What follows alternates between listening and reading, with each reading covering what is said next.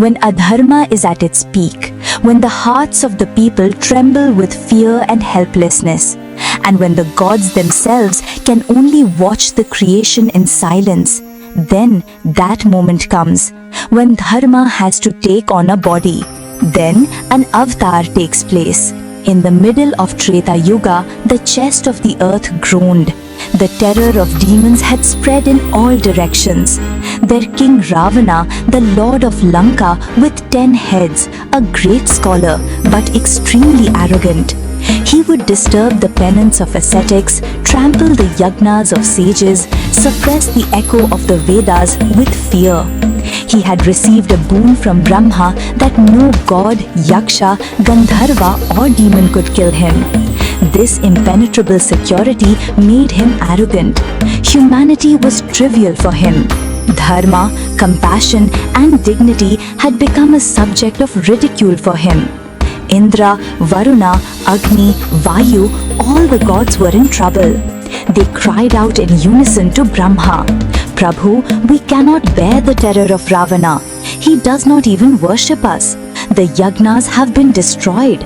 The earth is trembling." Brahma went into meditation and his consciousness called out to Lord Vishnu. A divine light filled the assembly. Every god closed his eyes, and then, in a calm and gentle voice, Lord Vishnu appeared. Vishnu said, "Ravana will be killed by his own boon. He has despised humans. Now, I myself will incarnate in human form. I will take birth in the house of a dignified king, and I will put an end to adharma. Dharma will be re-established." Hope shone in the eyes of the gods. Ayodhya was situated on the sacred banks of the Ganga. The city was the embodiment of Dharma. Golden palaces, well-arranged roads, and lamps were lit at every gate. The king here was Maharaja Dasharatha, wise, powerful, and the protector of the tradition of the Raghukul.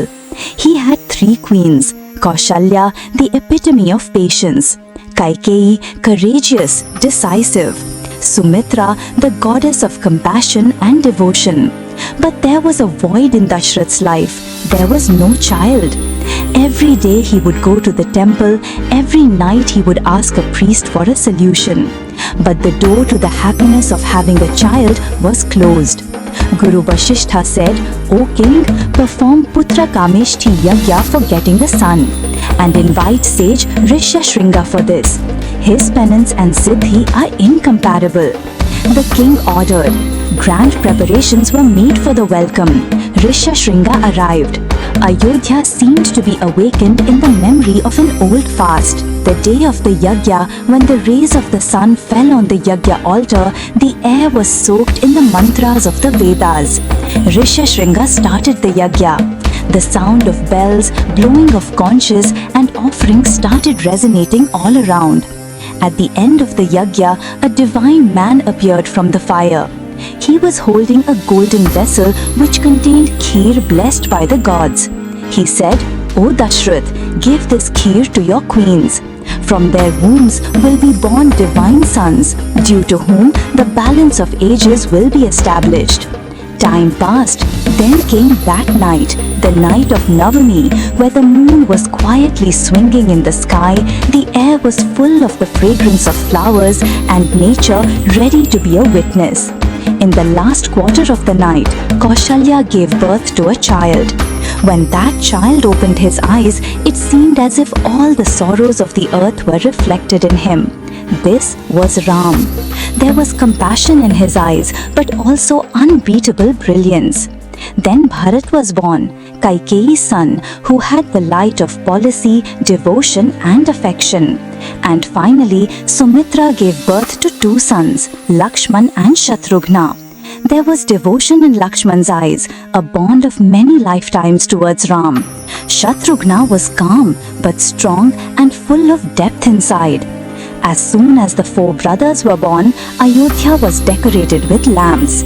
Auspicious songs echoed in all 4 directions. The recitation of the Vedas, the glee of women, the laughter of children, and the blessings of sages all seemed to flow together. The gods showered flowers, the Gandharvas sang. because Dharma had now taken on a physical form. This is not just the story of Rama, it is the journey of Dharma. It is the story of the light that descends into darkness. In every era, in every time, whenever the world calls, Rama descends. Next episode, Rama and the Divinity of His Childhood, where a child gradually becomes God.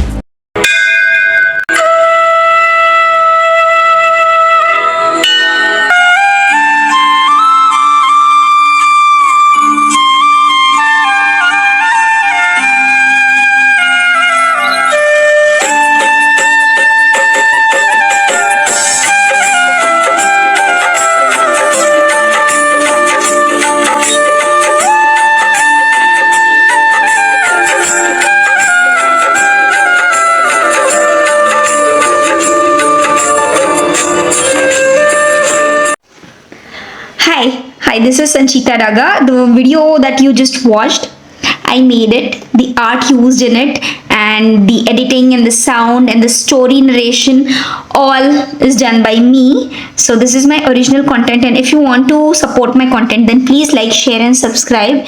And if you're willing to watch the next episode, and if this series is interesting, then please follow so that you get the notification for the next episode. And also it takes a lot of time and energy to produce one piece of content of 5 minutes or 6 minutes.